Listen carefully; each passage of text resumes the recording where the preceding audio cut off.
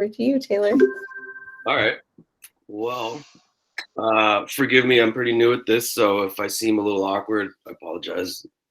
Let me see here. Well, when I was asked to do it, it seemed pretty simple at first to talk about disco and all the things about disco, and then I realized it's actually pretty crazy, and a lot of it's just such a deep abyss of close up stuff. And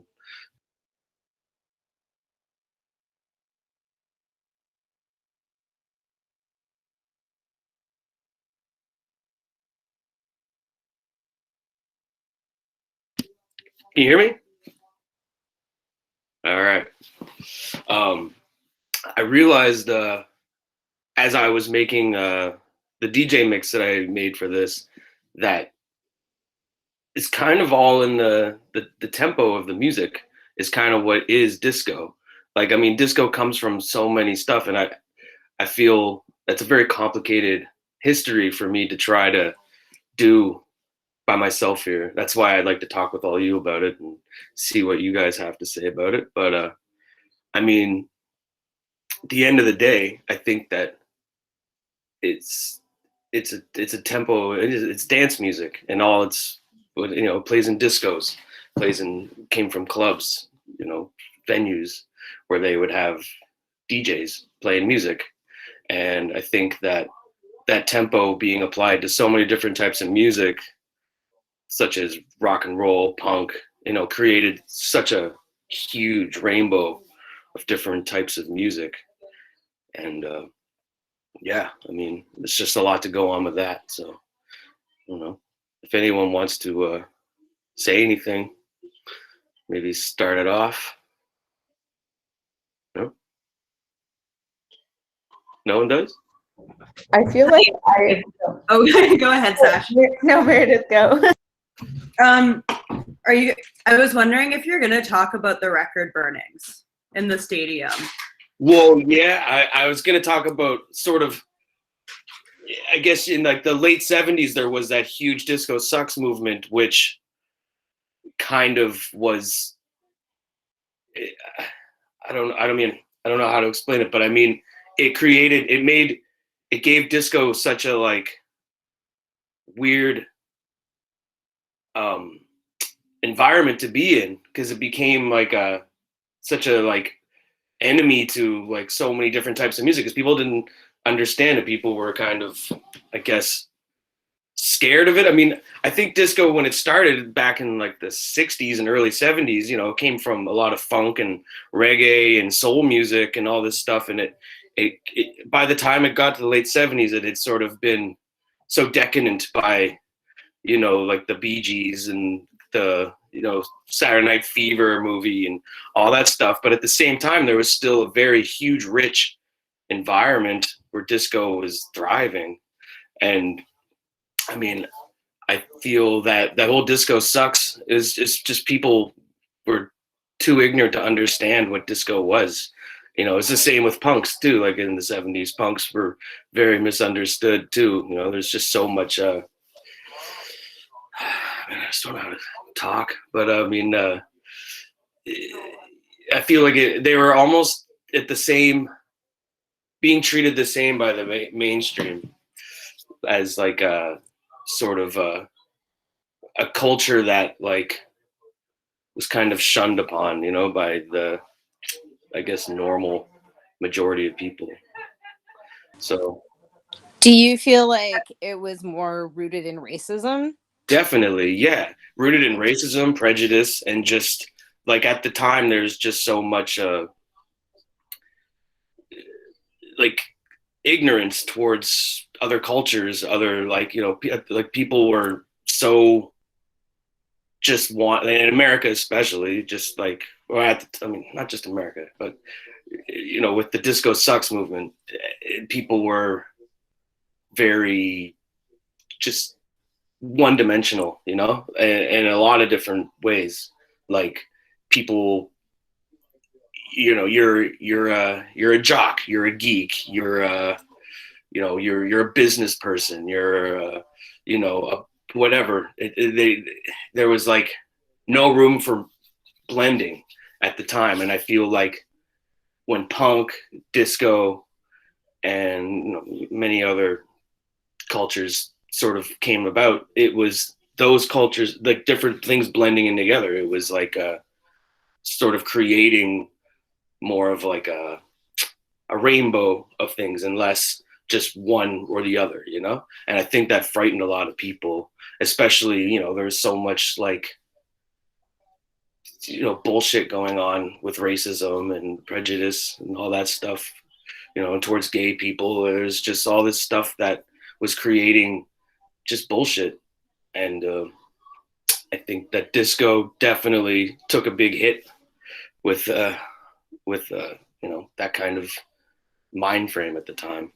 But what I wanted to get into was how it sort of, all those things that happened to disco in the 70s also kind of created a new rebellion of culture, and it made people come together in ways that they wouldn't have necessarily, like even, like little club discos, they would have all walks of life in them, like different people from, celebrities to just anybody, and everyone was there for the music and dance and party, So like, I think that was a good start to kind of create what disco stemmed off to in the future, like just so much different open-mindedness with music. I see that someone raised their hand a moment ago, and I don't really see anybody. All I see is it's all chill. I feel like there's many different configurations, and it's just like I saw it, so I think it was Steph.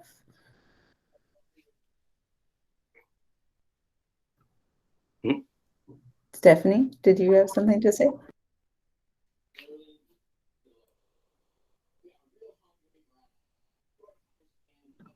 Okay, maybe not. But there's also a question about how does Blondie apply to this? Well, I mean, Blondie were definitely right in the smack dab middle of New York when disco and punk were forming. And I feel they definitely took from both to create what their sound was.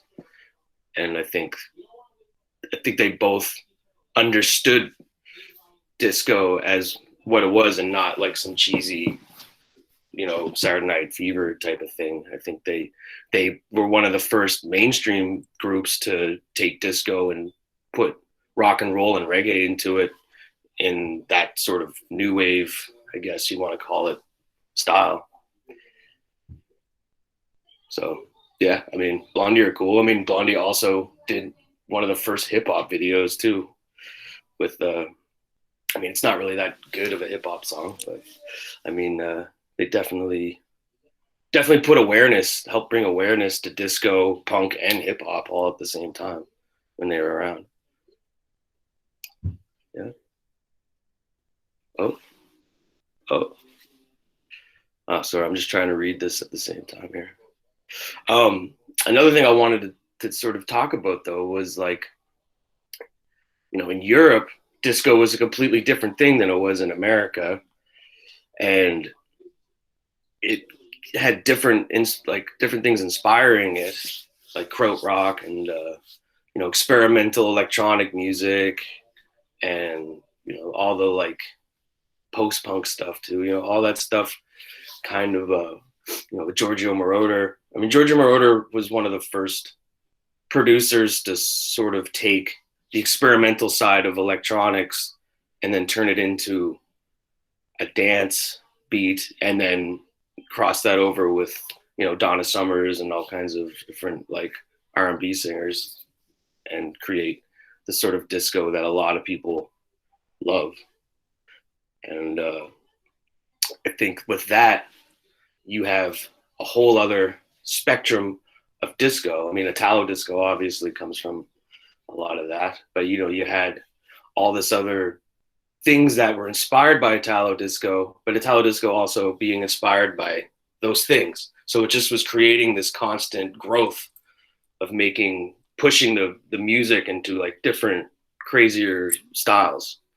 And you know, when that came back to North America and other parts of the world, they could put their take on it as well.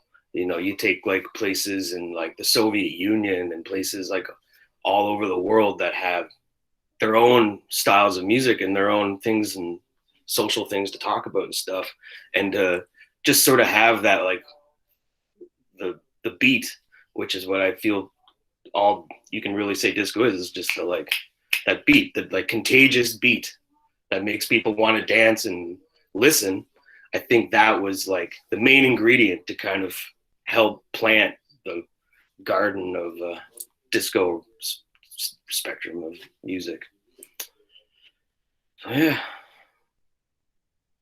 sorry if I suck at this. When you're talking about like these different kind of times with disco, and then maybe different like regions even of the country, or like when you're talking about European influence, or other types of like kind of genres of disco, can you mention some bands? I know that you put the playlist up, but just so I kind of get in my head, like, you know, what if I know them or what to look for. Yeah, here, hold on, because I actually wrote some stuff down to make things easier for me for this exact thing. Hold on.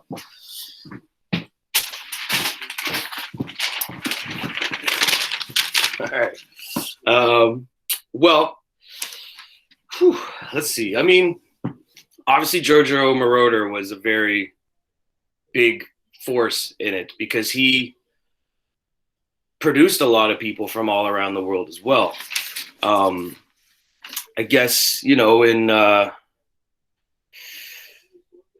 don't know, it's so hard to just name drop people at the top of my head in different regions of the world, but let's see if I can do that. I mean, in Italy, you had so much stuff. You know, you had God, sorry. Like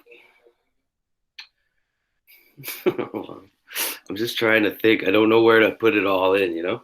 I mean, if you just go and like look at old Italo disco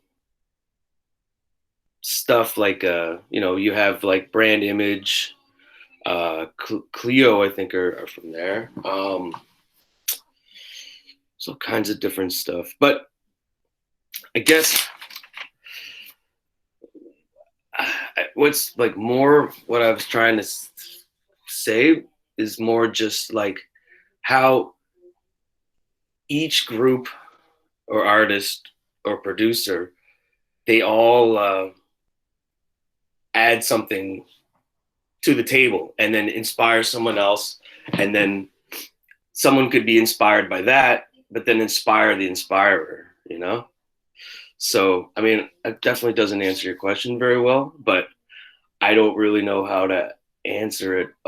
It'd probably just be easier if I made the playlist of the stuff and maybe name drop some people, just because the way my brain works, I like can't put my brain into that area. It's just so it was the most challenge of this whole thing was to where to start and where to go with it. Like I didn't, when I curated the mix, I was like, there's just so much. There's just so many things that are just as important as the other, and so many people that are just as influential as other people. I didn't know where to start. So it took me a good while to, you know, sort of place them together. And then as I started placing them together, it helped me kind of realize what was good with the next thing, you know? And I was more just kind of go with a sound and personalize it to what I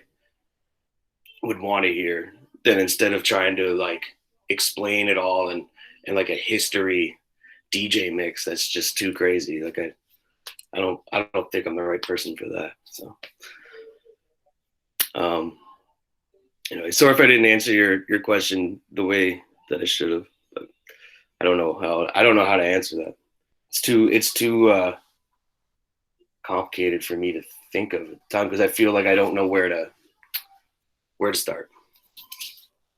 But I know if I think about it long enough, if I just go outside and like, think for a minute, I'd probably like be able to type up a bunch of stuff. So, hey, sorry. Anything else going on with you guys? Do you think, okay, I don't know that much about the history of disco, but I am very curious. Do you think that there was like a large crossover between like what was happening in North America and Europe, or was it really like kind of like doing their own thing? Oh, a huge crossover, like especially with the influence of Italo disco coming into America. I mean, Giorgio Moroder produced Blondie. He produced Donna Summers, countless others. And, you had other groups like Sparks. Giorgio Moroder produced Sparks. They're from California, I believe. Beat the Clock. That song came out in the 70s. That was a huge hit. And, Sparks started off kind of as like a rock and roll band, almost glam rock 70s T-Rex kind of style, but by the late 70s they kind of were going towards a more crossover of disco and rock and roll, which definitely helped create a lot of music later, like Devo and all that stuff. So I think a lot of influence came from, as I said, both sides. Like you would hear something from a different region and then create something your own way, and then that would go back. It's just playing ping pong with styles of music, which is awesome to me. I think that's the best way. I think a lot of music is like that in general, but I feel disco, because people just always just put disco in like this one flat genre, and they always just think of the Bee Gees or something, and it's like,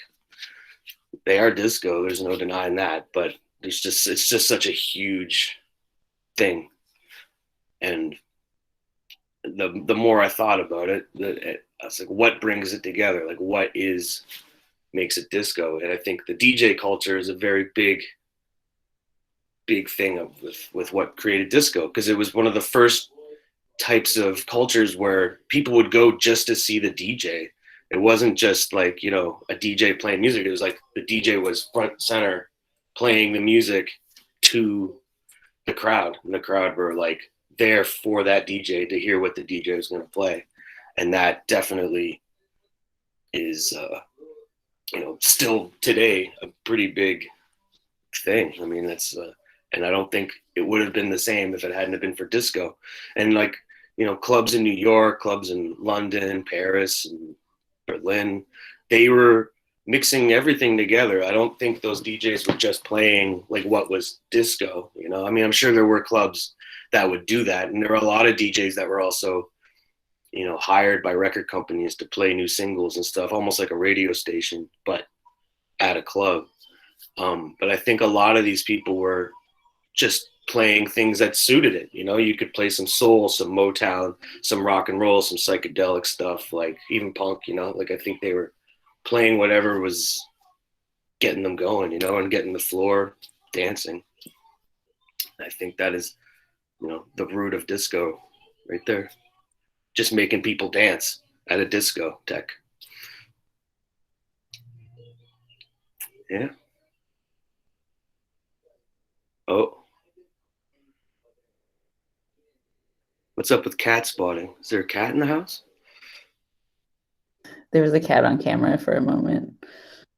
My cats might show up, give a little cameo at some point.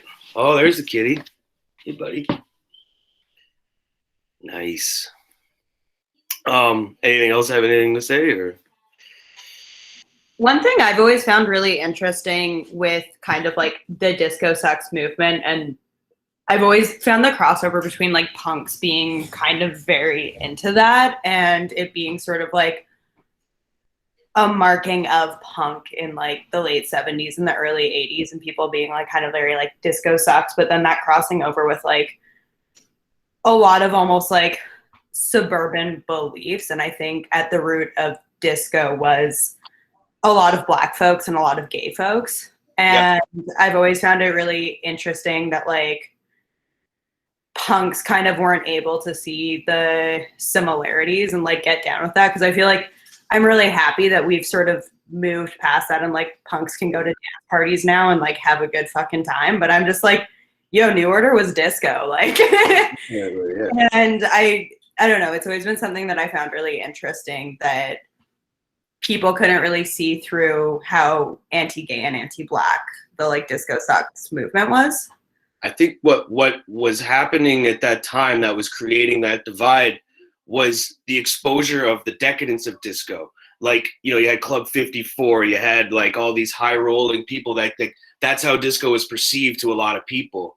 And I don't think they could see it for what it really was at the time. So punks and all these people that were, you know, at the time, it was like, you know, being very anti-establishment, anti-whatever, they would see videos of like people having orgies and doing cocaine with David Bowie at like Club 54 or something. And in their minds, they thought that disco was the enemy because it was like the complete opposite of what they thought punk was. And I think that at the time, punk and disco was both kind of a one-dimensional thing. It was either one or the other. And I mean, that's very unfortunate. But I mean, the real people involved in the music and stuff, I think definitely like Blondie, for example, and many other people definitely could see through that and could see like what it comes from, what it all is. I just think that, you know, back in those days, there was obviously more segregation in a lot of different ways, and just in general, just cultures were more sort of categorized into like 1 or 2, 3, and you know, you can blame a lot of things for that. I mean, you can blame record companies for that, you can blame media for that, you can blame all kinds of stuff for that.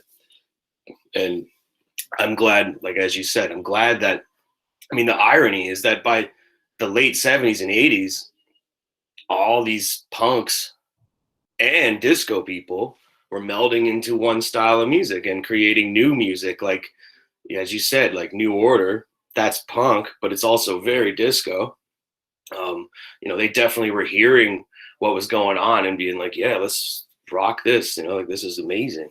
And I think that a lot of disco people were also hearing stuff like the Talking Heads or whatever, and all kinds of cool groups coming around, and we're like, wow, like, maybe we should beef it up and, you know, try this, you know, and like different things were forming because of that. I don't think people by, you know, the 80s, everything was becoming extreme in another sense, where like things were just like more aggressive, I think, in music. Like all genres of music I found are pretty aggressive sounding in the 80s, just like hard hitting music. And I mean, hip hop too. I mean, hip hop definitely was around before disco was named music. And the whole, what I was saying with the DJs, I mean, that's where hip hop came from. That came from DJs playing whenever music was around. I mean, there wasn't really any rap records till the late 70s, early 80s. Before that, they were just playing whatever it was that they wanted to play, like, and that sounded good to keep the party going. And I mean, I think the whole invention of looping a break, you know, that also helped disco too. I think that they all kind of play together there. Like, I think the groove, you know, like just focusing more on a groove and making the groove what's there, and sort of stripping away all the like fancy breakdowns and other stuff that's going on, you know. I think that all these things helped create something. And you know, you take all these groups like Cabaret Voltaire, Throbbing Gristle, all these people in the mid 70s, early 70s that were experimenting with electronics and noises and stuff. I think by the late 70s, early 80s, when they started learning how to use a drum machine, they realized that they could put all this experimental noises and ideas into a dance beat, and it just created like this crazy cool sound, you know? So, I mean, it's just so much to go with there. I mean, yeah. Was I talking too much? Sorry. Cool.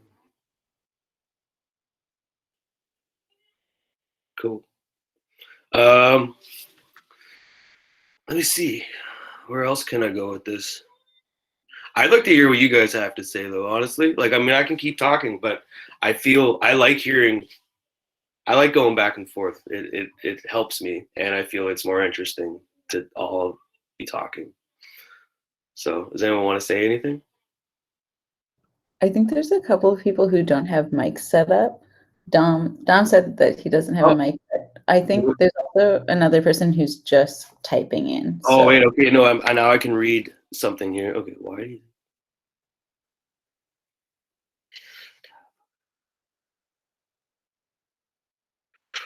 I mean, okay, to answer your question about the 90s and Daft Punk and the new disco, well, I think even before the 90s with the Daft Punk thing, I mean, you had New Beat in Belgium in the late 80s. That was a huge movement. You had the, like, you know, EBM movement happening. You had, like, all these different things kind of sort of going towards what house, techno, and all those things kind of stemmed into. And, you know, you had like acid house, all these things that were all sort of in the same family tree, I guess you could say, as disco. I think by the time you had Daft Punk, I mean, you also had the break, like people were really getting into breaks too, like Prodigy and all that kind of stuff too, which is, in my opinion, still kind of in the disco realm. And hip hop by then was huge, and everyone knew hip hop was sampling all these groups, doing all this stuff, like with all the music that had been around in the 60s, 70s, 80s, was all being sampled, really cool styles by different hip hop groups and producers. So I think by the time the new disco stuff came out, it was already kind of rooted in us to hear the disco and all these other styles of music. And then, you know, Daft Punk kind of took it to that spectacle that it had been before, you know, where other people were sort of tiptoeing around it and sort of making it their own, where Daft Punk kind of like made it their own, but made it like, this is like, I don't know what you'd want to call it, but I guess new disco. I've never heard that, new disco. I guess I'm not that cool, but I like it. I mean, it constantly comes and goes in waves, and with that wave, you'll always have tons of success with certain artists, and those artists can also inspire many other artists, and vice versa. I mean, you had the electro clash movement as well in the 90s with lots of different cool groups coming from that were kind of almost mixing like electro Detroit style techno with cold wave kind of hardware, but also making it almost like a you know, house music, techno, whatever. It was all kind of a mashup, you know. And you know, I guess by like the mid 2000s, it was huge with the, what are they called, Ed Banger Records, all that stuff. I mean, that really like helped bring the spotlight back on disco. I mean, I know for myself, I didn't really grow up with much disco. You know, I was pretty much into punk rock, but I always loved hip hop. I always loved dance music, but I was never like a part of the scene too much. But like, I definitely loved hearing, like, I think like the first kind of stuff I got into was like, say, Miami bass or something, you know, like I loved it because I liked rap and I liked hip hop, and then I liked Miami bass, and Miami bass does a lot of sampling of all the disco and electronic stuff that we were just talking about and blending it into one. And I think that sort of helped sparked my interest. I think it was when I moved to Montreal around 2004 or 5 where I really started to learn more about Italo disco and all these different records, because you could find that stuff at a record store for $1. And it just was like cool to find every time. You'd be like, what is this? Kano. Like, I don't know what Kano is. And then I'd listen to it and be like, wow, it's really cool. So I think that definitely was what made, Peaches. Peaches, the artist? Oh yeah, well yeah, Peaches. I mean, Peaches was huge. Definitely a pretty big part of the like that, mid 2000s, early 2000s scene. Canadian too, right? Peaches is Canadian. Yeah, that's awesome. Yeah, I think Peaches definitely had a unique style, because the music is not completely classic sounding disco, but it's definitely got lots of the disco things going on there, So yeah, Peaches is cool. I don't really know that much Peaches, but the songs that I have heard, I do think are all right for what it is. It's cool. What else was I gonna say? I mean, even if you just look in the community of Montreal, how disco is huge. I mean, disco's always been big in Montreal, like since it started in the 70s. I mean, there's so much disco and francophone disco and just disco, all kinds of stuff coming from here. Oh, oh no. I wonder if any of those people in Portland that did not appreciate you have Peaches records now, though. You never know. Or at least on their streaming services, secretly, they have Peaches on there. Are there any underrated disco artists? Yeah, I mean, so many. That's another thing. I don't know where to start with that either. I mean, there's just so much.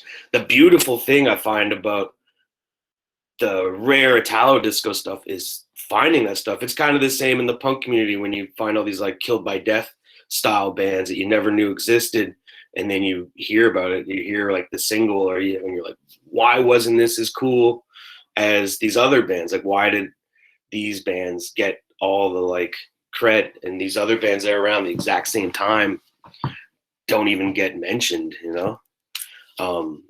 Yeah, lots of underrated artists that I mean, a lot of people love Bobby Orlando and don't realize they even love Bobby Orlando. Bobby Orlando produced a lot of great stuff on his own, but he also produced so many amazing people like Divine, all this like amazing stuff. What else? What's that? Boris, maybe you can help me with this song. I can't think of their name at the top of my head, but they're like danger, danger. The Flirts. Yes. Yeah. Thank you. I mean, I think they're starting to get their attention now. And like Patrick Coley, like he now is getting the attention he deserves. But I mean, for a long time, he was kind of the underdog.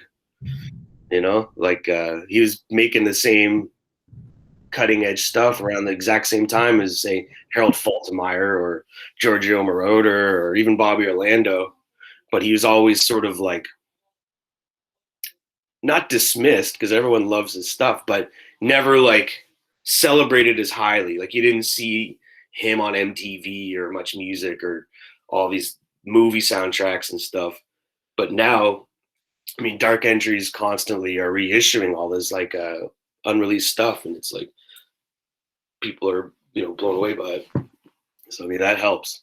I think a lot of labels now, like say Dark Entries and others, I mean they're reissuing all the, I guess you could say, underrated groups from all over the world and finally giving them a better platform. Reissuing their records helps. SOS. It's probably my favorite disco band. SOS. Ah, Sylvester. Yeah. SOS. Why do I not know what? Am I dumb? What's SOS again?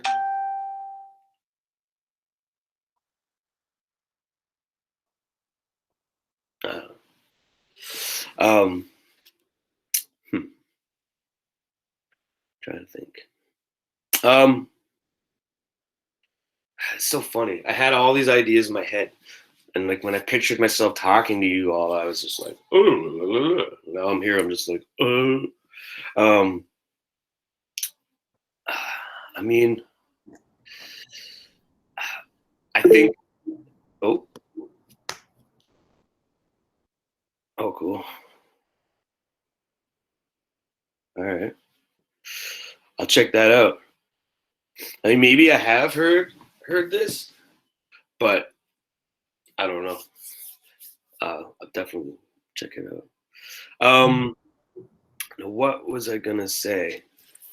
Yeah, I mean, even if you just look in our community now, here, or not just our community, but just the sort of, I guess, like underground community of music. I mean, there's no denying how much dance music is now part of it. Like even when I was younger, you would not hear people playing Italo disco after a punk show, you know? Like you wouldn't have like a little dance party, and it makes me so happy that now you do, you know? Like when I first got into listening to it, I felt a little alienated. I had to like hang with two different scenes, you know? Like I would go to a punk show or whatever, and then I would leave and go to a dance party. And it was almost like the dance party crowd were like, oh, it's the punk person, you know, the punk guy's here. And then the other way around, it was always like, oh, like, I just like the music. I like music. I don't, you know, I'm not trying to be one or the other. Like, why can't we just all like it? Now I feel it is like that. And that's beautiful. I feel like the fact that it's more accepted, it just gives us more room to be inspired and create new stuff and not have to worry what other people think and like what's, you know, acceptable to what you do. I mean, all the best music that we love, and no matter what genre of music, comes from other genres of music. You can't just be stuck in one thing, or you'll just, yeah, it's depressing. I could never do that. I constantly want to have my mind blown. I constantly want to dig that rabbit hole and find new music, new artists, and new styles of art in general. I never just want to be stuck in my comfort zone. So hopefully we all feel that way, and it'll create more interesting things and inspire other people. I feel like that was kind of an extremely beautiful conclusion statement. Unless other people have other questions, but I just felt like that was such a nice way to wrap up that conversation. I'm down to wrap it unless you anyone has any things they want to say or stuff. I mean, that's the thing. I don't feel like the more I thought about it, I was like, I don't want to be like a disco professor, you know, like that's so corny. Like I'm not that, who am I to be that, you know? But I definitely am an enthusiast, and I have been a very long time. And like, I feel the one thing that I can say that I am thankful for is that I can see how things can blend together, you know? And I think that that's the secret to real disco, is that it can take from anything and give to everything, you know? It's like, it's a give and take genre. And I think that's what makes it cool. And as much as the people, I lost my track here. You know, as much as people like think that it's like you know, like I've had arguments with people that like don't like disco because it's just the whole time. But sure, that is it, right? But within that you got so much, you know, you can put so much in that beat, you know, and that's amazing. You know, you put on some prog jazz at a dance club, people are gonna sit down and want to like have a drink and like talk. You know, you put on the and people are gonna instantly, you know, that's what you want. So that's it. I don't know. I love it, and I also think that yeah, I think the people have spoken. You should just be the professor of disco. So I was gonna ask though, is there a way to make the DJ mix I made available to everybody? yeah, I put it on the Facebook event. There's a zip file. There's a link to the zip file. It just took a while for me to like upload the zip file, so that's active. And cool. Yeah. I really tried to make a journey with it, so it's very all over the place. I mean, there is some continuity with it. It's all in the same BPM, but the you know, I think I was more just trying to express how I feel, how things can go together, you know? So I, in the spirit of say Miami bass and new beat, where they take a lot of stuff, I was trying to do that with my mix, you know, like just take little breaks and loops of different songs that I like and have it play and then lap into the next, you know, to just sort of make a continuous journey into, you know, everything. You know, you got like old 80s Ministry going into Donna Summers, you know, like whatever. It's just to make it so you can see the relationship and how they all do work well together. You know, there's nothing that can clash really. So hopefully you guys, if you download it and you like it, that'd be cool, because I stayed up till late in the morning making that thing. So. I was listening to it without the playlist, and it was amazing because I felt like I just constantly was getting like Easter eggs, but like if you have a checklist, that also was cool.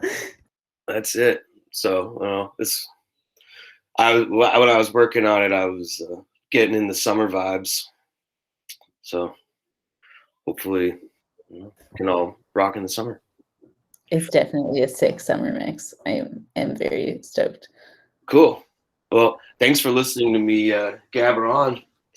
I was nervous about this for a while, so I'm glad that it worked out. Yeah, no, that was so fun. That was so sick. Are you gonna, what? Are you gonna stay for? I gotta go for a minute, but I'm gonna come back. But I'm gonna do it. I'm gonna be muted and more in the shit. That's very fair. These things give me anxiety. I can't even do them with my family. That's fair. Yeah. Thank you so much. All right, thank you all, and I hope to see everyone for real soon, and you know, not be locked away like this. Hopefully soon we can. I can't wait for it. Just go dancing together. Yeah, so. Exactly. That's what I was gonna say. Cool. All right. Later, everyone. Bye, Taylor. Okay. With this now wrapping up, I think the logical progression is Max has a short video on Gabber, and then Boris will talk about hardcore in Colombia. So good for everyone. Yeah. So yeah, I think there's probably lots of really good bangers on that playlist Taylor made, but I'm gonna punish you with really repetitive bam bam bam music. So let me just change the sound card to my VLC, and so you should not hear me anymore.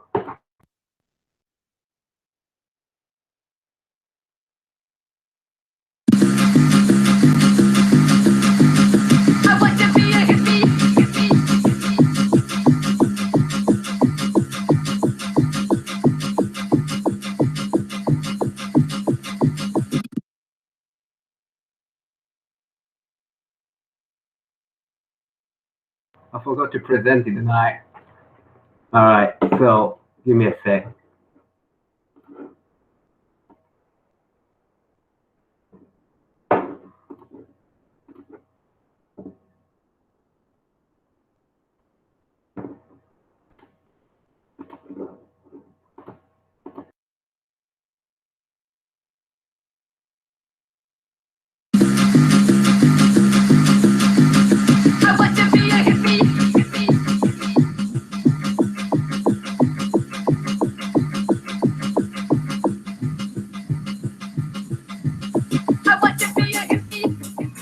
Goedenavond iedereen en welkom on my drum presentation on Gabber and Happy Alcohol. So, why Gabber in terms of like RNRHS culture? But there's not really any like much parallel between it. But the only thing I would say is like growing up in Belgium when it was really mainstream in the 90s. It was really mainstream in Western Germany, Netherlands, Belgium, a little bit in the UK. It's part of the culture of like every single young person who just grew up around my age. So it's kind of like if you just end up there traveling and go to an after party, the chances are that you're not gonna listen to 80s pop there. It's gonna be actually Gabber music on because it's kind of a common ground we all grew up on. And so I guess it would just give you a funny insight into that world because the reaction is pretty often priceless. Where does Gabber come from? The word itself comes from some Amsterdam slang in Dutch, coming from actually Hebrew, so from the Jew community, and that word just means friend. So there was definitely this sense of like friendship into like this like, movement, which is a lot of people gathering together and being good buddy, partying together. And then DJ Paul and Stack after that kind of popularized the term by engraving into one of this 92 record saying Gabber, saying geen schande. So Gabber is being Gabber is no shame. Big. In terms of music, it is more a mix of like a Belgian new beat, jungle, like rave music from the UK. It's a bit of mixing there, and then DJ in Rotterdam were trying to just find their own sound, and that's kind of what it was kind of to differentiate from the more like soft house and all stuff that was going in the mid 90s. So I'm just gonna point the obvious before we just get deeper into this.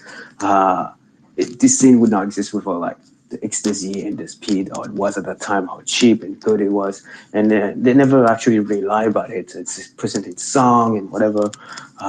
Like drug consumption it's pretty common, and you're gonna see just people are really having a great time. So here it is. It's out of the way. Yes, drugs are involved. So going into bands, I'll just go with Party Animals, aka Techno Head. They're very kind of the one who just really popularized Apiaco being like #1. So this one's called Have You Ever Been Mellow?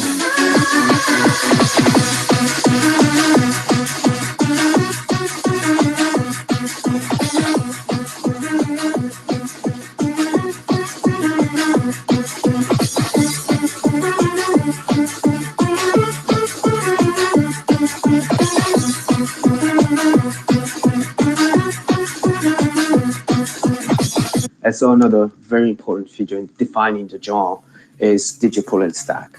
It was more radio friendly, using like US, like American female singer into the song to be just actually more radio friendly. But he's a very popular character. He's probably one of the pillars of the genre. On a bird flying away.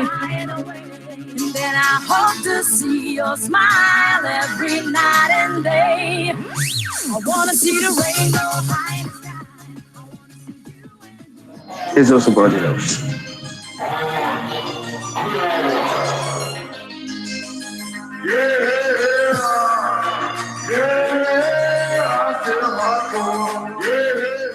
It's important to note, and you probably understood it at this point, one of the fundamentals of Apiaco and Gabber. It's you know, it's a derision, it's irony, it's just having a good time with wild music, but not taking yourself too seriously.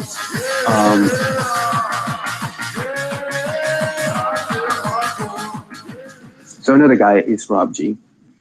Rob G is also a very important figure. I mean, I discovered him when I was like over 10, and is very also like one of the people who just defined the genre. You got what I need to make me feel right and to make me feel nice. Oh, ecstasy, you got what I need to make me feel right and to make me feel nice. Oh, ecstasy, you got what I need to make me feel right and to make me feel nice. Oh, ecstasy,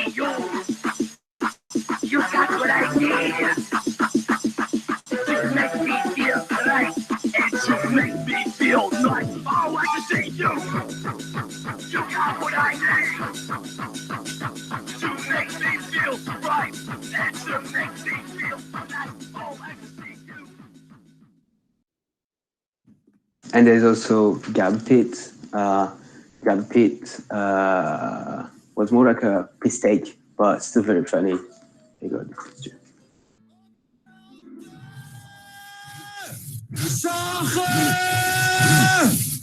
Okay.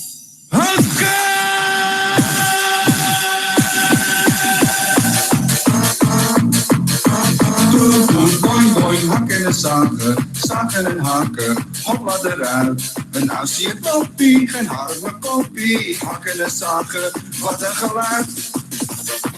Let's talk a bit more about Gabber, like more like Gabber house, more like Gabber techno. It's a little bit harsher than happy hardcore. So you might have recognized the wizard behind me. It's the wizard from Thunderdome. So Thunderdome was both like it wasn't an event organization, but they had both like a CD compilation and like Heavens just running on the regular.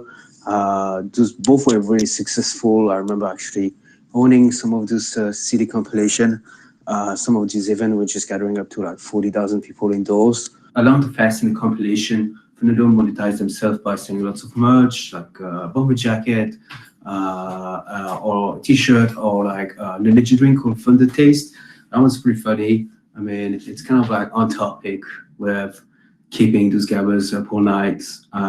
Yeah, I mean, some important artists in the more Gabber house thing is DJ Paul, which is DJ Paul L Stack, but renaming because he just embraced like a harder stance on his music, and Neophyte, and also the Chosen Few. There is a lot of Rotterdam Hero Corps, for instance, not Corps. Yeah. So that's the logo with the hardcore things that were iconic thing. And hardcore will never die. Let's talk about the Gabber fashion. As you can see, the dance behind me. It's that dance. It's called the hakken, which means the heel. It's very specific. Lots of footwork, but also not moving too much. Then in terms of fashion, the staple is Nike Air Max, one of the most popular shoes sold in the Netherlands, and also for trackies. And then boys will have most done often bald head or ponytail with shaved on the side, which will also be like often like a girl's choice of hairstyle. And there would be people who love to wear sunglasses inside, and round sunglasses, tiny round sunglasses. Yeah, that's. I mean, there's other like variation, but like that's really the big part of it.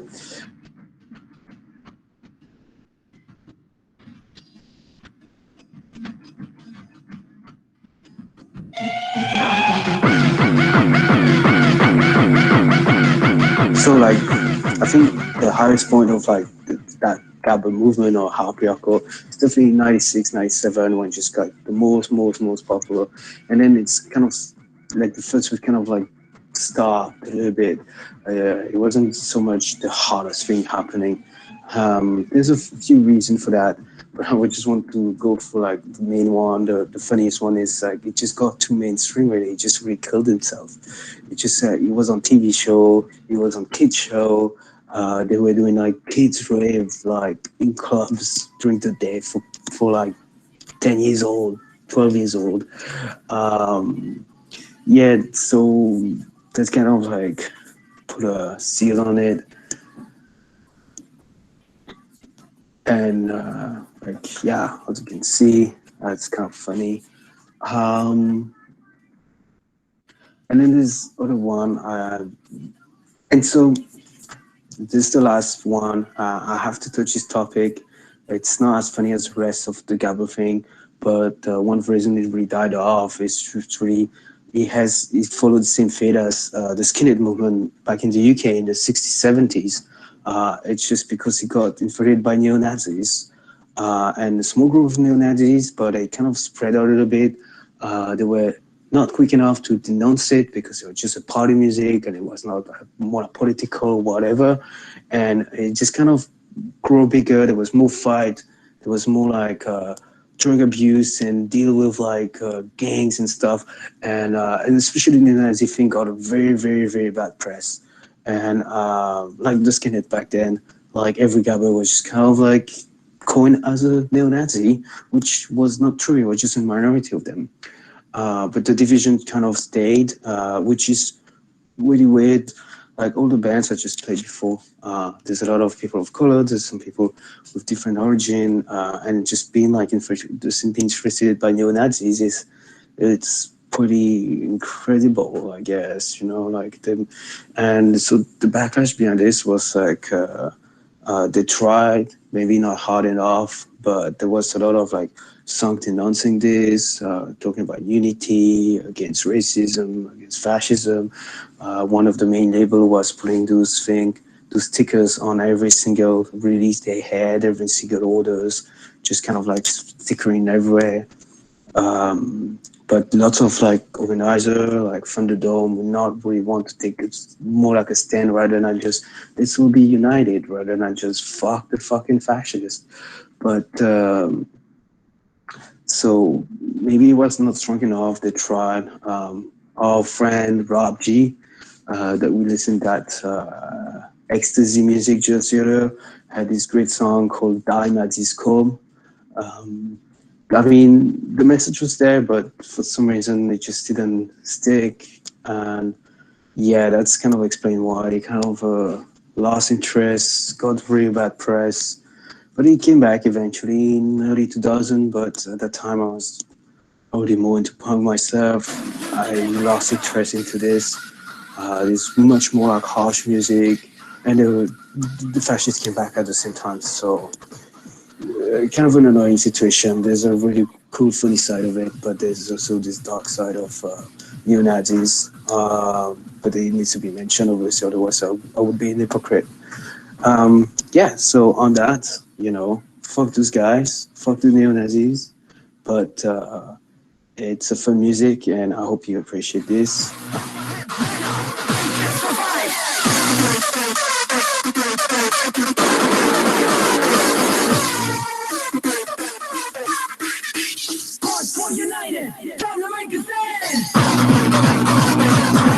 So in conclusion, you know, like Gabber was pretty mainstream, and it doesn't really have like an alternative side to it.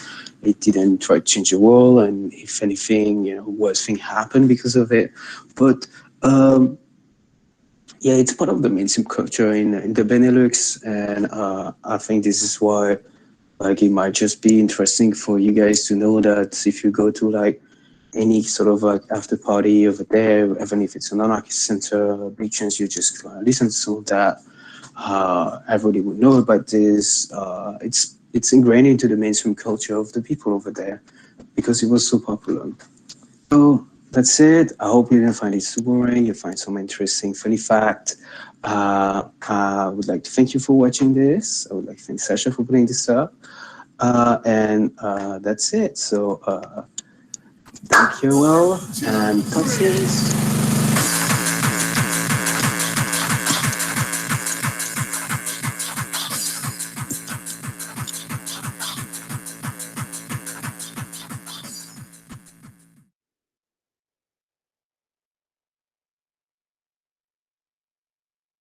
All right, so this was my presentation, and I'll just give back the mic to the floor to Sasha.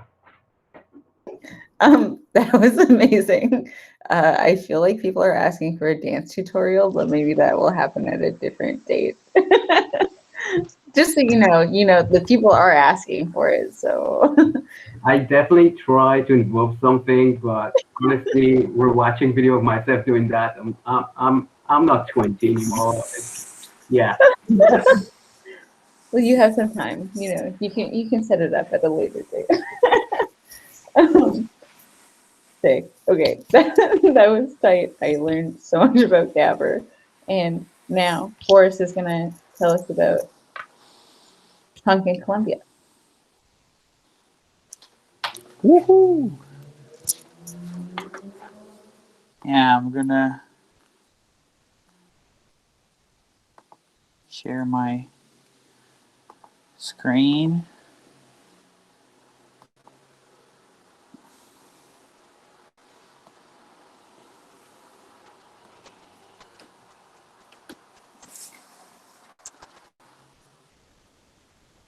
Can folks see what I'm sharing? Yep, we can see it and hear you. All right. Yeah, so hello, my name's Boris. I'm going to be presenting about hardcore punk in Colombia. Actually, I kind of like did a little bit of an overkill, so I realized that I will probably have to split this presentation into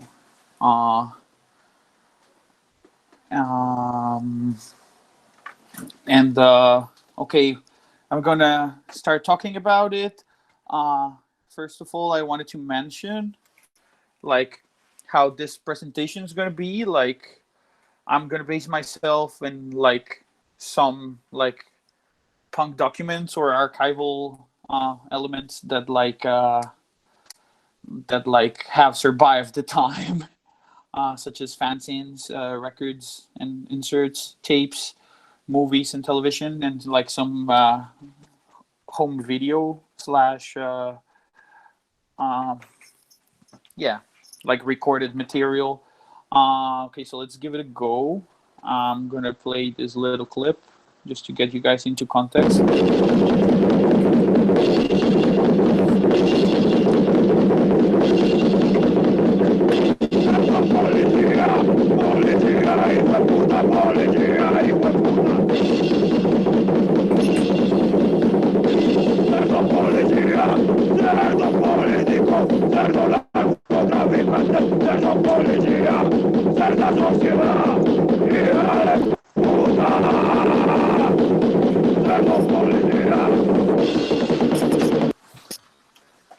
Well, so these images are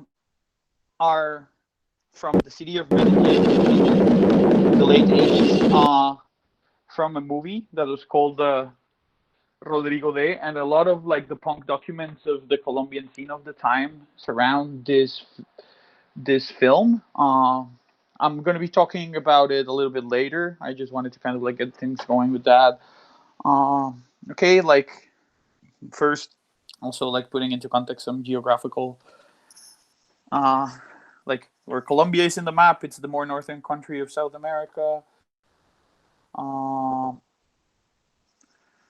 Yeah, like true 200 years of independence after the whatever independence from Spain as a colony. Used to be like first used to be part of like the Gran Colombia. That was like a much bigger territory that had with it Panama, what's actually now Panama, Venezuela, a part of Peru, and a part of the Brazilian Amazon as well.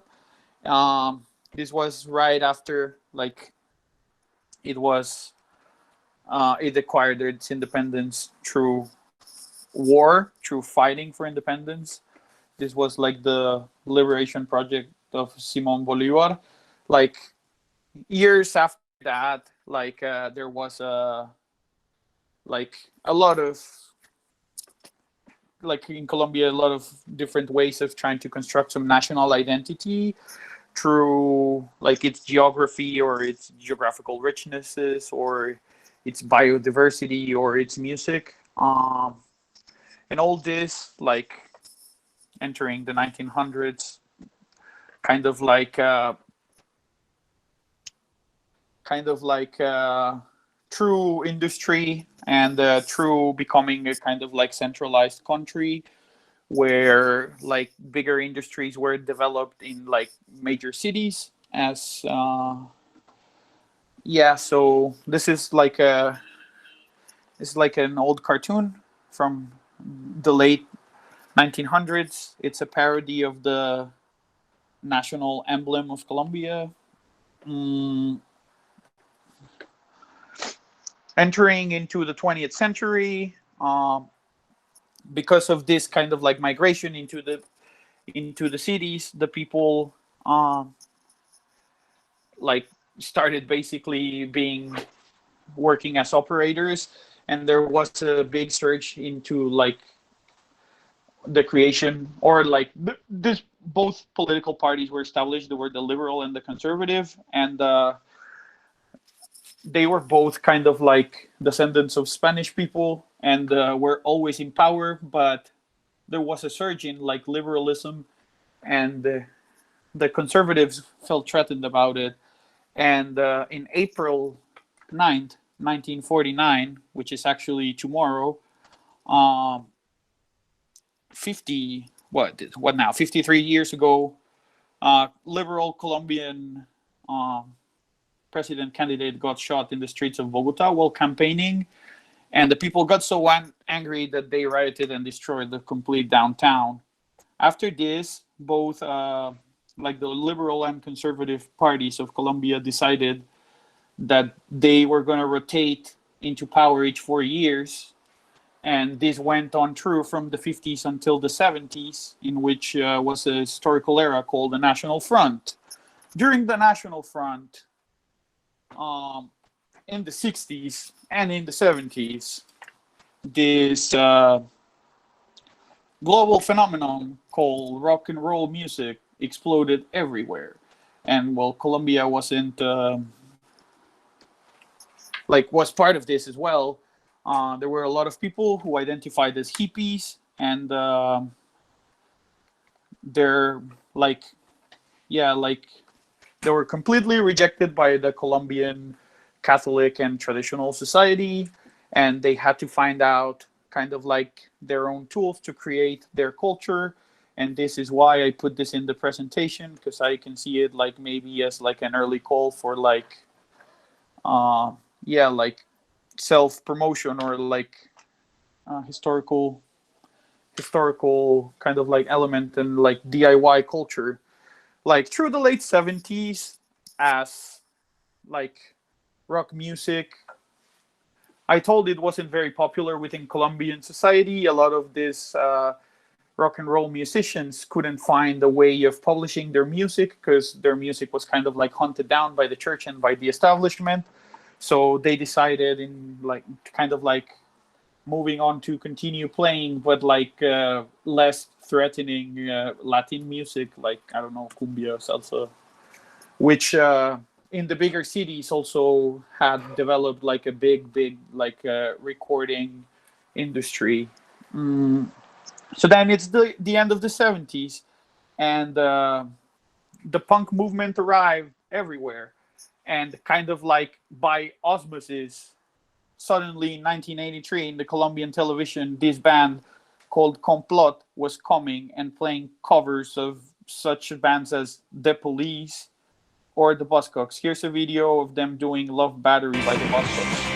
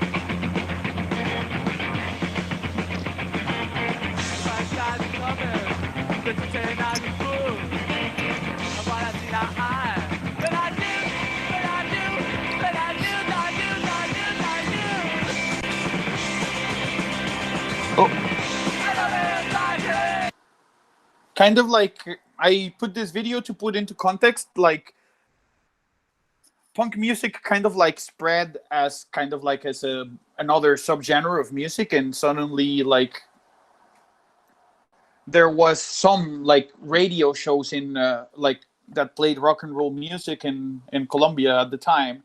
and they played kind of like a mix of like, I don't know, whatever, like classic rock, prog, metal, and suddenly you see this band on national television kind of like wearing punk clothes, and this kind of like ring the bell in a lot of people. All of like resources as like finding music were kind of like very difficult to access at the time over there, and they were kind of like linked to higher classes within Colombian society, and kind of like this created like kind of like this germ in kind of like underground music that we can kind of like move forward into this historical event. In 1985, one of these radio stations put on a Battle of the Band contest in which some local heavy metal bands were gonna have a Battle of the Bands, which the prize was gonna be a record contract. And what's funny and why I put it in here, it's because within those Battle of the Bands, you can see that there was like two opposite variants of metal music. One was kind of like a little bit more commercially driven, kind of like heavy metal style, and the other one was kind of like a more underground metal influenced by some more extreme sounds, as I don't know, by the time I will say like Venom or Slayer, or like more like kind of like heavy for sure bands. When the people realized that like this concert was kind of arranged for the heavy metal who played like a kind of like more friendly rock and roll music, when people realized that like they like the more easy listening music was going to win, they rioted everything. Next, I'm going to show a video of that concert. It's this band called Reencarnación, who plays a very, very raw type of metal music.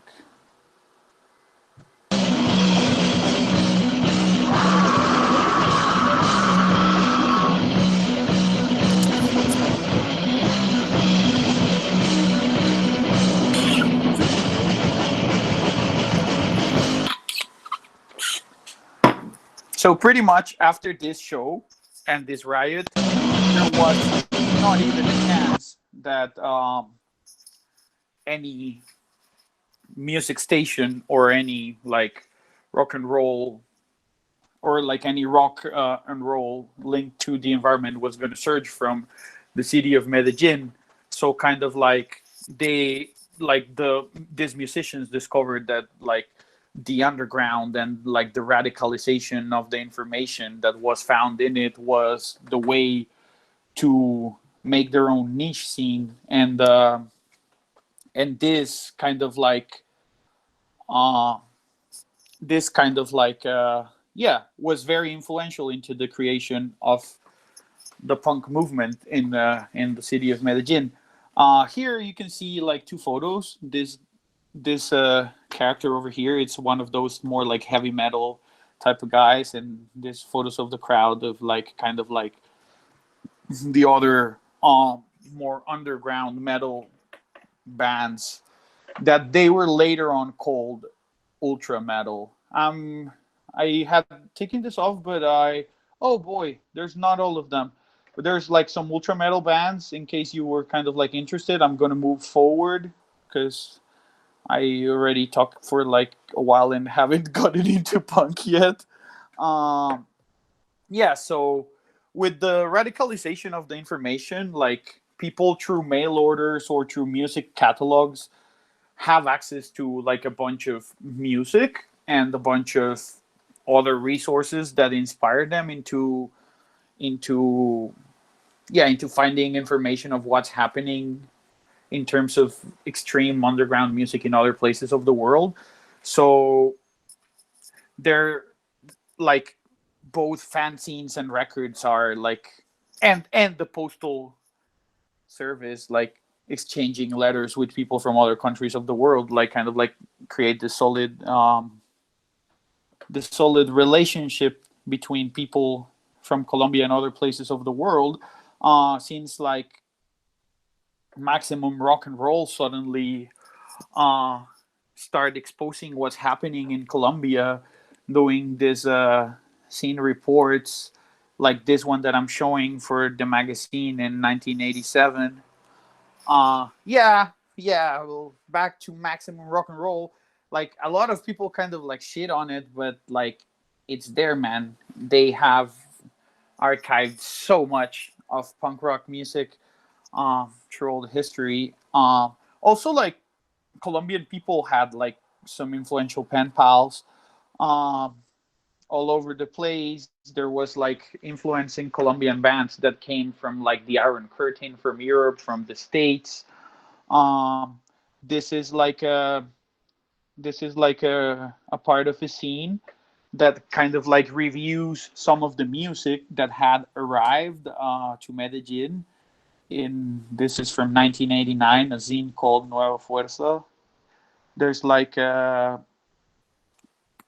don't know, music from all over the place, from Belgium, Australian punk compilations, some metal bands, some hardcore compilations from Sweden, and also in 1986, there's the appearance of like some Colombian punk bands in this compilation called Delirium Tremens from Gothenburg in Sweden. Bands as Imagen or Anarquia or No, where in this issue, this was from 1986. This Delirium Tremens compilation was like a tape-only compilation series that issued like kind of like 30 issues of bands, and it was like kind of like a pen pal project that like a lot of these bands that are here only recorded the songs that are in these compilations. It's like sort of very obscure. There's like, of course, there's a lot of everything. There's bands from Colombia. There's bands from Spain. There's bands from, well, it's Sweden. So you can actually see like there's like some anti-Semitic tracks in some of them. And then while all this is happening, this film director earns a grant to produce his opera prima, like his first release based on Italian realist cinema. Wants to narrate this story of a teenager who has suicidal thoughts after losing his mom and wants to throw himself out of a building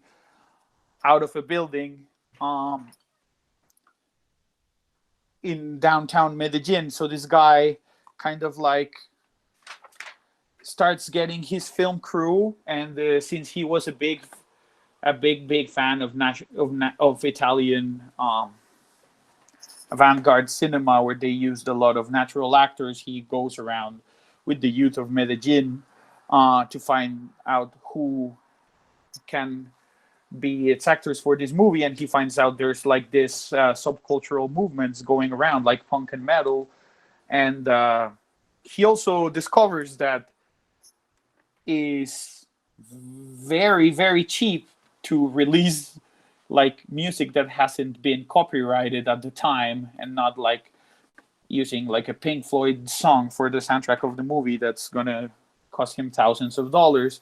So he kind of like starts gathering a lot of this like actors are musicians as well, and he kind of like lures them into the studio.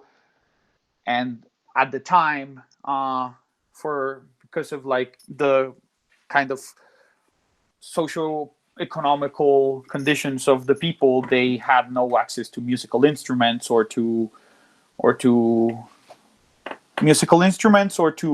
recording studios at all. So they go and record their music for the soundtrack of this movie.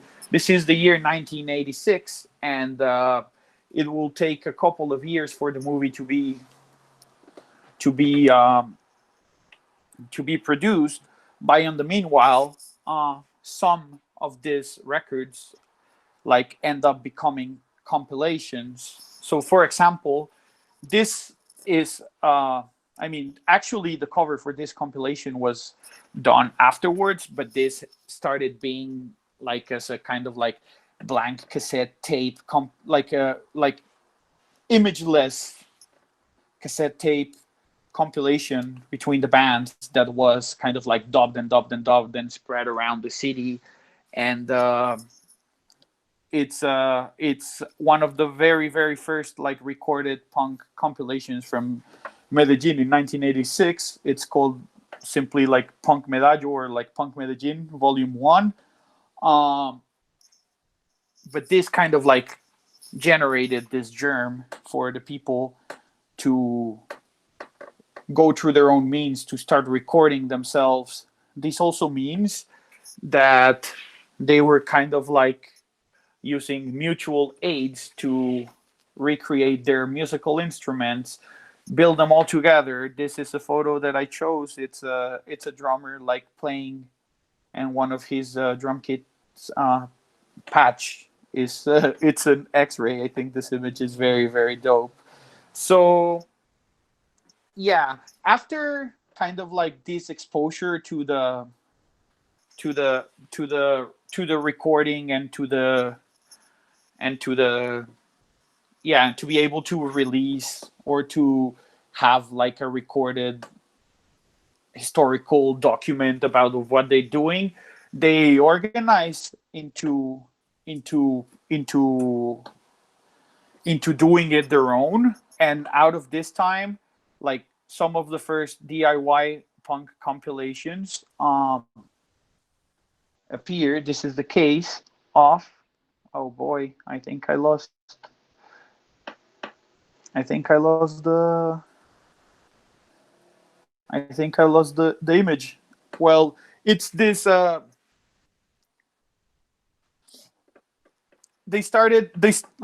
then bands start recording themselves, and this will turn into the very first Colombian punk piece of wax, that was the split between Rasix and Sociedad Violenta in 1989.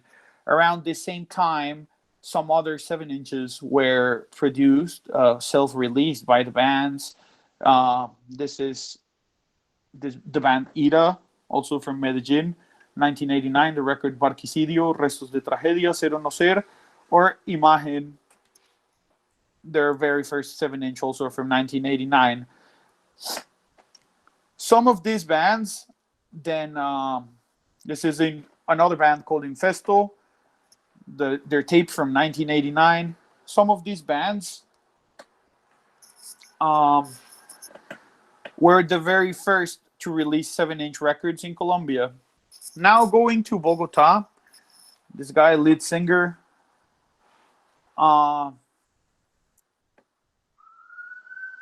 this guy,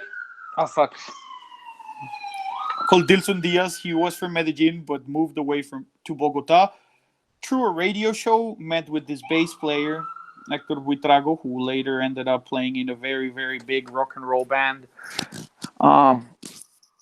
Later on in time, formed through record collecting and interests in common, they formed this band called La Pestilencia. I'm going to show you guys a video of it.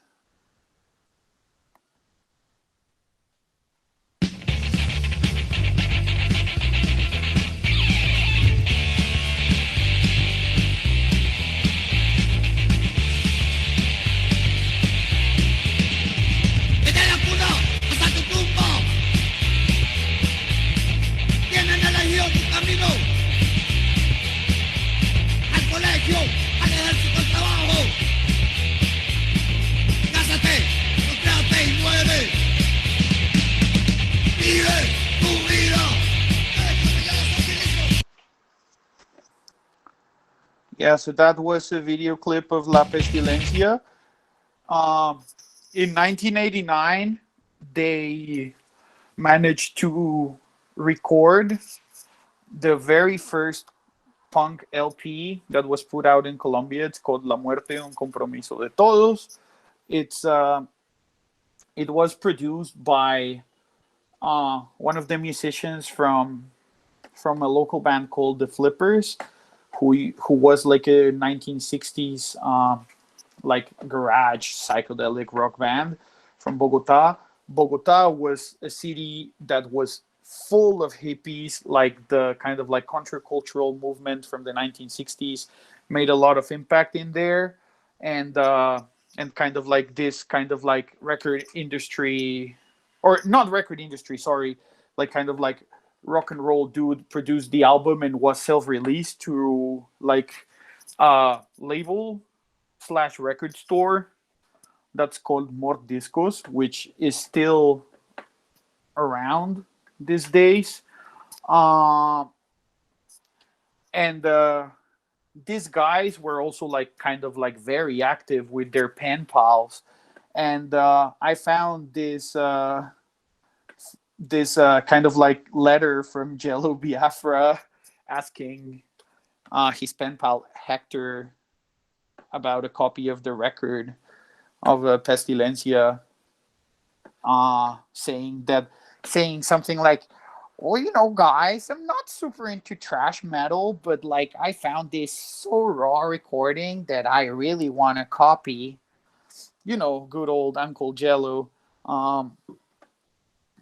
Well, this kind of like LP mixed influences of hardcore,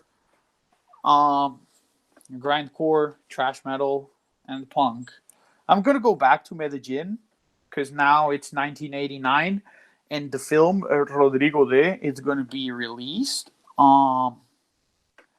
This is kind of like the moment that all the punks have been waiting for the last 3 or 4 years of their lives. Imagine like you and your sick ass crew being filmed by some cameras, and like they're trying to pull out a story using like kind of like you and your butt sick outfits, and like they see you hanging around and playing music in rooftops all year long.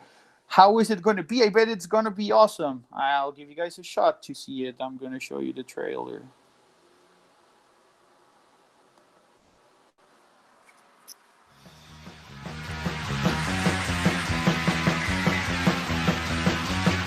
Dinero,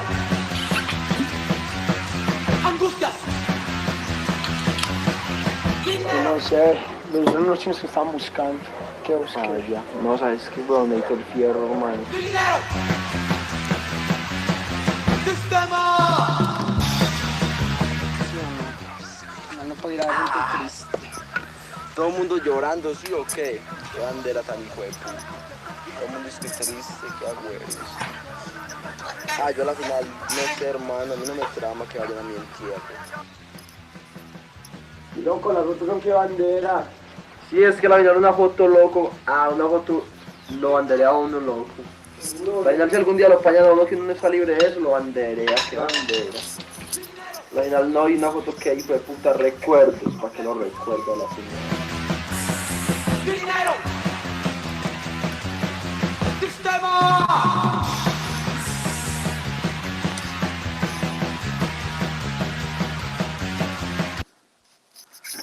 Yeah, so kind of like after seeing the trailer and seeing the movie, like all the punks find out they're kind of like represented as young punks, as juvenile delinquents, but juvenile delinquent is more like a full career delinquent of the times, because since of the context of Colombia around this time, like the Colombian national government was in full war against like the drug cartel that was taking over the city and injecting it with like insane amounts of money.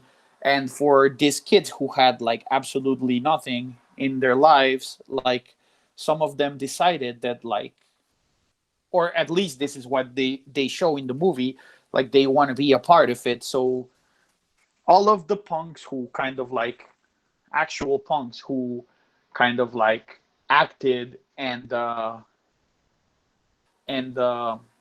took apart and recorded music for the movie turn out to be really bummed about kind of like the image that like this movie director is showing to like the Colombian society about like kind of like these marginal youths that are like these marginal young people that are kind of like doing nothing. The movie gets a lot of international recognition. I don't know if I told about the story, but the plot goes on about like this guy Rodrigo who loses his mom, and he kind of like loses interest in everything surrounding his life, and all he cares about it's kind of like playing punk rock music. But then around him there's like violence and crime and this like whole lack of opportunity surrounding him, and he sees kind of like his buddies falling down into getting seduced into kind of like crime and money. Well, after the movie is shown, there's also another document that comes out with it, and it's the original soundtrack for it, which includes a full side of punk and the full side of metal bands, which were more or less some of the recordings that were used in the 1986 demo comp Medellin of Medellin punk. And then after this, like kind of like the punks are like, man, it's really a big bummer that like all of this kind of like effort that we put is like taking into someone else's hands and they do with it whatever they fucking want. And that's like really frustrating. What will happen if we put all that effort between ourselves and we release our shit ourselves? And kind of like this is the continuation of kind of like the golden era of Colombian punk and hardcore with such documents as the Estamos en la Cima compilation tape, which is a tape of like super lo-fi punk rock music bands such as Ataque de Sonido, Crimen Impune, Herpes, Bastardo Sin Nombre, Desconcierto. This record actually has been re-released at the end of last year by this Italian record label called Forward. I super recommend it. I've heard it before, but they're like super lo-fi recordings. And when the record arrived after months, and I played on the stereo, like they made a very good job of kind of like reproducing the quality into like the more decent that they could. So yeah, they had this compilation tape, and through kind of like the efforts of the punks themselves, they had put together, they managed to release the very, very first punk compilation put out on vinyl that was self-released. This happened in 1990, and it's called La Ciudad Podrida, or The Rotten City, and they refer to Medellin as that because of all of the political context that was happening with all the violence and like extreme conditions. I scanned this little part. I don't know if folks are able to read it. I'm gonna read it real quick since it's written in English. It's translated. Okay, so it says, "Welcome to the Rotting City. Cheers to all of the dance, punk, hardcore, and trash of the world. This is the first Medallo compilation produced by the same Medellin scene. This first work is a prophet for the survival of an underground scene, which fights to get more sense in their ideas, their own life. We know this is not an optimal recording, but this has the hardcore energy to the own style of each band. There are 7 bands from a scene fighting for its own survival, expressing their rejecting, very justified indeed, to the more violent and social environment in which they live. When everyone who has an own sense of reality looks like a foe, which must be destroyed. In our city, the fight for survival is not a constant one. Instead, it must be developed every day. Medellin is part of a central motor of a country of the miscalled third world, overwhelmed by a constant social fist. Under the under the desires of the miscalled lords of the world, which try to get with the fire and blood, with false freedom and drug handling, a people dying from stupidity, traditionalism, and ideas.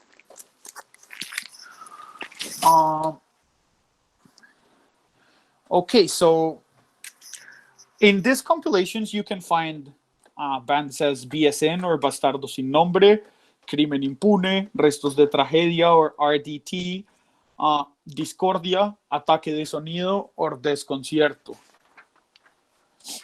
This kind of like leads into the consolidation of the Medellin hardcore movement, and is followed up by like some other vinyl releases, such as the second 7-inch by Ira called Atentado Terrorista, Terrorist Attack, Rasix, which play kind of like less hardcore, more kind of like melodic punk in more of a Spanish kind of like Spanish from Spain fashion. Also very, very sick art of Rasix Latino America. Desconcierto, Autonomia tape from 1990. Super raging hardcore trash for the fans of, I don't know, Chaos UK or like early crust like Disorder. Crimen Impune, which was first or not one of the first bands who had like female female, all persons who played in the band were female. HPHC, which is another trashing, raging hardcore one-man band project by this kind of like a character from the scene called Cipriano, who used to be the drummer in the ultra metal band Reencarnación. A split between CTC and Aversión. Ataque de Sonido, which I recall some of their members playing metalheads in the movie Rodrigo D. And Bastardo Sin Nombre, Bastards Without a Name, Guerra Bacteriológica, EP 7-inch from 1991. Okay, so this is kind of like the golden era of Colombian hardcore, and the collective spirit is kind of like going on, and suddenly there is the 500 years of like commemoration of 500 years of kind of like what they call the discovery of the America. So a couple of punks get together and kind of like put down all this bullshit that's happening, because like a lot of like the states were kind of like doing a praise for kind of like a celebration of this historical event, and like kind of like some of these punks say like, hey, this is just like a demonstration of ignorance and stupidity from like a very colonial point of view. Like show up that like we don't fuck with this shit, and we just release a couple of compilations with our music going against it. So at the end of 1991, the beginning of 1992, they create this compilation that's called Medellin Against the Fifth Centenary. And a couple of Colombian punk bands appear in another compilation, but this one released in Spain and containing bands from all over Latin America, also called rock, like underground rock against the fifth centenary.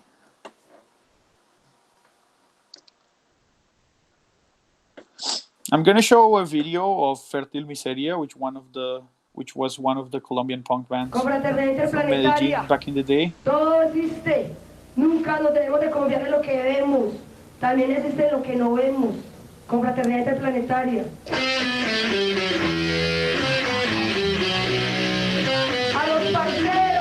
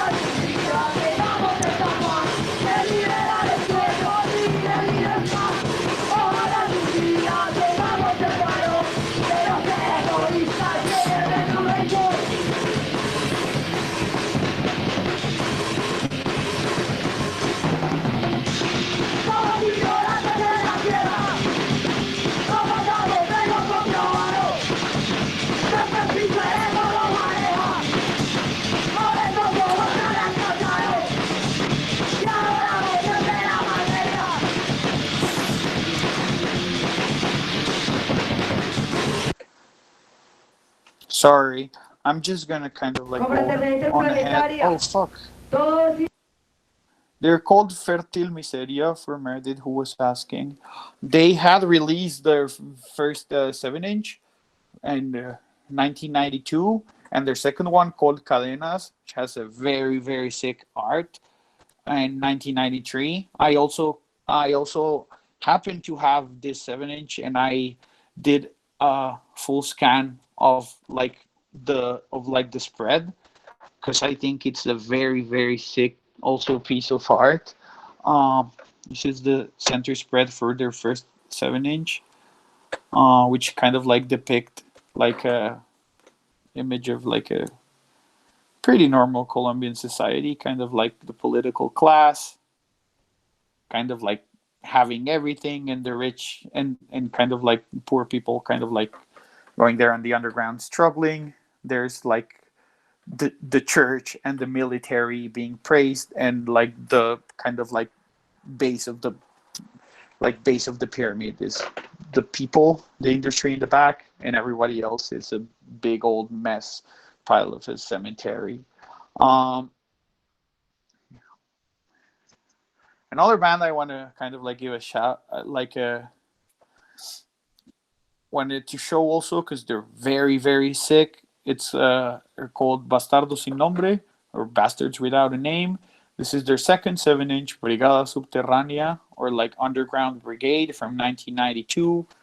Very sick design and very sick music as well. I actually made a playlist. I just didn't complete it with everything, because I kind of like got caught out on time and started adding up so much shit into this presentation. But I will share with you guys the link about it, so after I'm done, so you can listen to some of the music that I've been just kind of like been talking about on a rant for the past hour. Couple more LPs from the era, from 1992, the band Censura, and from 1993, the first LP of the band Ida. Ida are also a band that are active nowadays. They are also very proud of the fact of being the only Colombian punk band who ever played in the CBGBs. They also have a documentary about it, which is very bad. I don't recommend you guys watching it. They pretty much say the word CBGBs each 2 minutes, that it's kind of like unbearable. Yeah, they kind of like switch over into becoming a little bit more of a kind of like a equivalent of like kind of like street punk band in the future, starting more like a hardcore band. And the kind of like, now I'm going to 93 and 94. I'm going to do this presentation until 95, and I kind of like wanted to talk about this project called Libra, also by this musician called Cipriano, or Tomás Álvarez, who used to play the drums in Parabellum,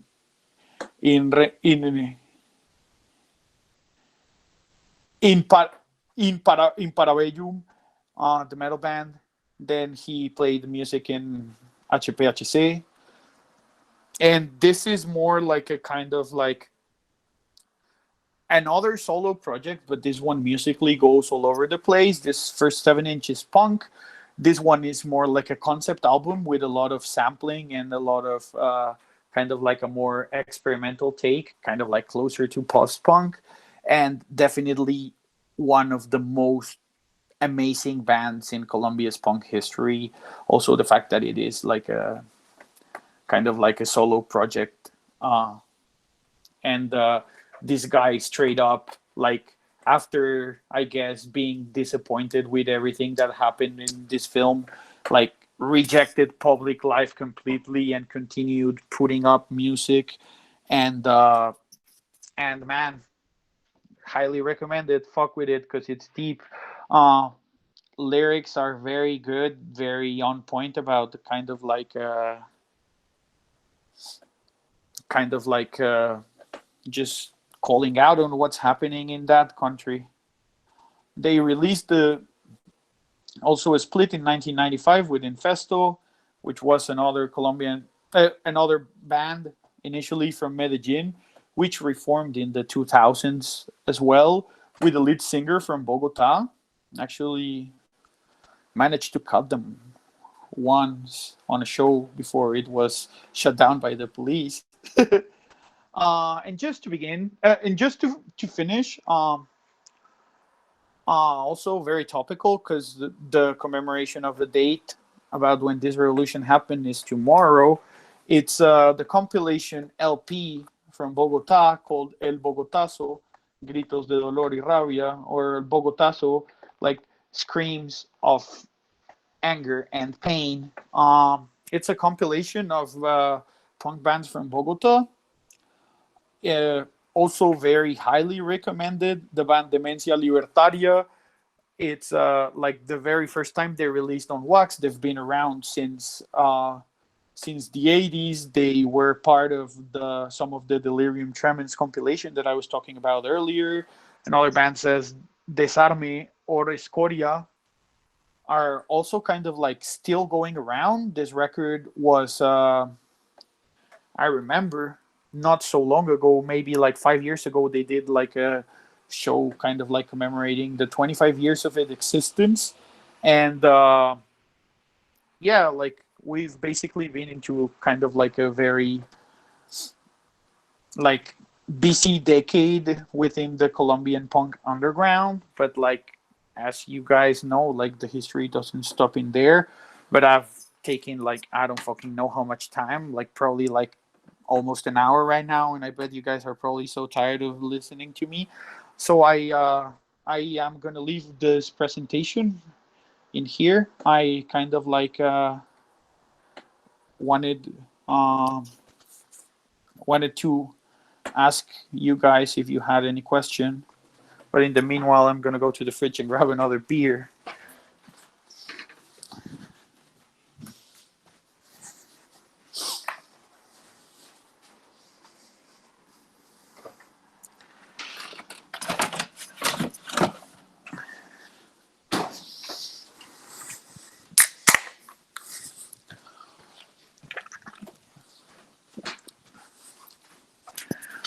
Oh, I guess I forgot to say one thing.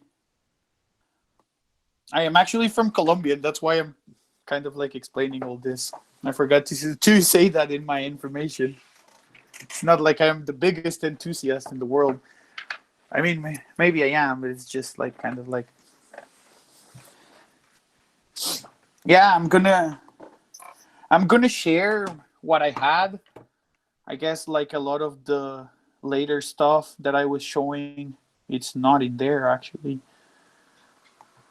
but I am gonna share what I have.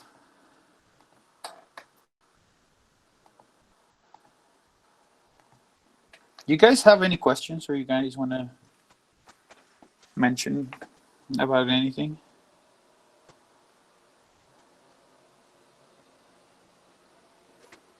I personally feel like that was super comprehensive. Like there was so much information and so much stuff that I didn't know about that I'm just like not oversaturated, but just like, oh, sick, I want to look all of these things up, you know?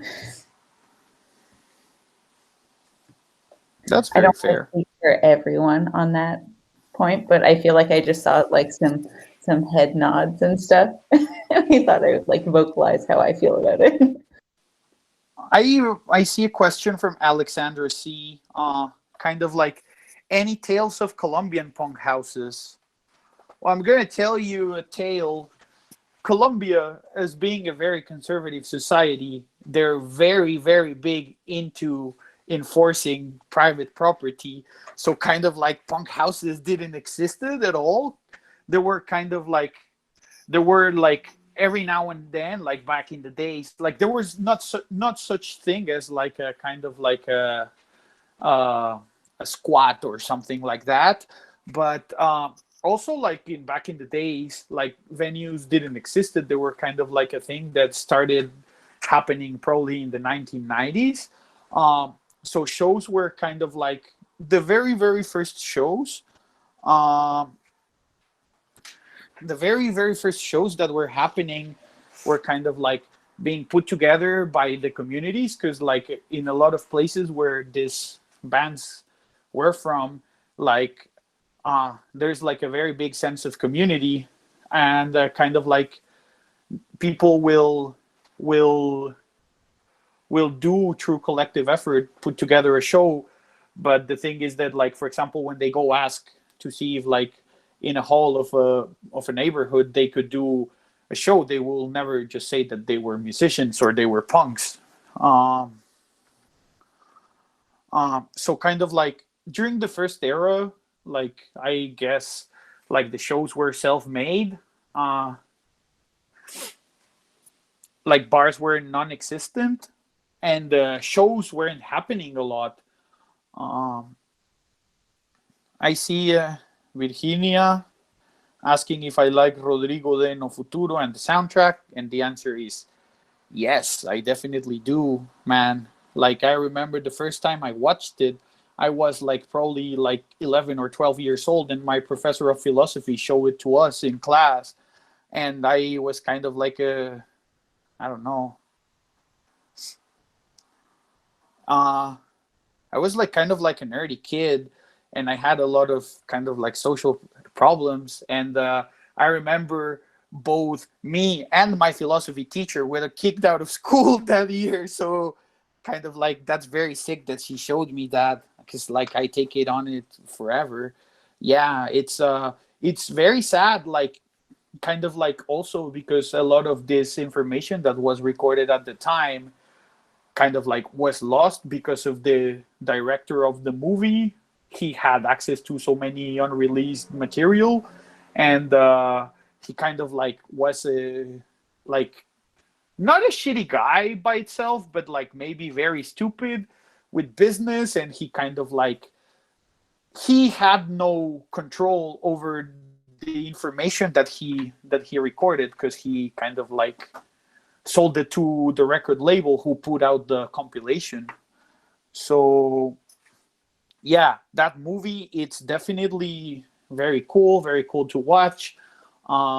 If you're learning Spanish, like you will learn a lot of very obscure ways of cursing if you watch that movie. And best live music scene ever.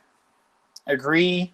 There's also a scene where like two guys are like kind of like robbing a car, and the car has a baby inside of it, and there's like this like kind of like slasher like heavy metal music playing in the background. It's amazing.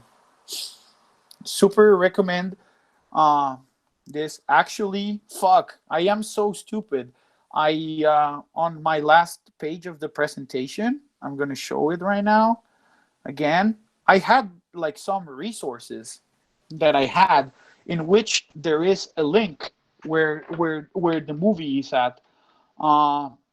Here first, there's a couple of blogs, most of them in Spanish. Well, Ben, you can ask Virginia to help you to translate and to dig in. There's a lot of good scenes, which happen also to be a lot of them in archive.org. That's where I took some of the kind of like images as well. There's a couple of books, both literature and kind of like compilation of flyers and scenes, which I put in here. And there's even a podcast that has an English version that talks about the history of punk in Medellin. It's called Callejones de la Ciudad Podrida, or like alleys or alleyways of the Rotten City. Yeah, and there's like a filmography in here. It's this link. It's for the full movie with English subtitles in case anyone wants to see it, and a couple of other punk documentaries about Colombia. One about Bogota punk. One, it's like kind of like a B-side to the movie Rodrigo de, and the other one, which is like kind of like the less like the shittier one. It's a Vice documentary about like the connections of of like the extreme metal and like the birth of black metal in Scandinavia.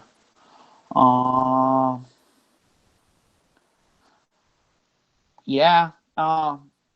If you want, I can email to you this presentation if you send me a message, or I don't know if all of this will eventually be published, the presentation too. I was going to say I have a recording of everything, but if you want to send me the presentation, I can also make it available in like a more public way so that people can like click on links if you want. Yeah, absolutely. I will be happy to share it. Cool. Yeah, this was so sick. Again, as always, 6th round of Rock and Roll High School. Yeah, I feel almost oversaturated with knowledge between the 3 topics that I didn't actually know. I kind of want to go to rave. Okay, yes, absolutely. After everything, after we all get our vaccinations, we're all going to go to a Gabber rave. We all know what's happening. Yeah, so I guess this is the wrap up for tonight. Definitely went overtime, but I feel like everyone has been engaged anyway, so it's cool. You know, it's just Thursday, and next week is the last time that Rock and Roll High School will happen. It's the 7th edition, and there's just a slight switch up. It is still going to be Where the Hell is Babylon? The Political History and the Birth of Punk, which is going to be a video essay by James and Scott from North Carolina.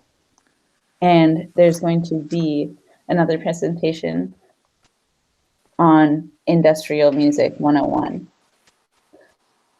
So, yeah, that's what's going to happen next week for the last edition of Rock and Roll High School. Thank you, everyone who presented so much. Thank you, everyone who's here. And now I must say good night to everyone. Thank you, Sasha, for the opportunity. And yeah, good night, and good night, everyone. Thanks for listening. Thank you so punishing much. you. Oh, you can punish me anytime. It's tight. Thank you so much for everybody who shared. That was really beautiful. I had a really good time. Thank you. Yeah, thank you, Sasha, for putting it together. Thank you. Yeah, have a good night, everyone. Can we close out with Gabba, though? Gabba from Chaos UK. I was kidding. Well, I'm trying, so.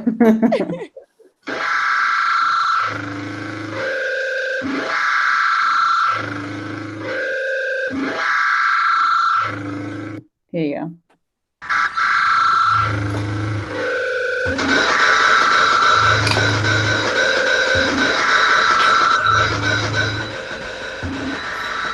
There's still 10 people watching you share this.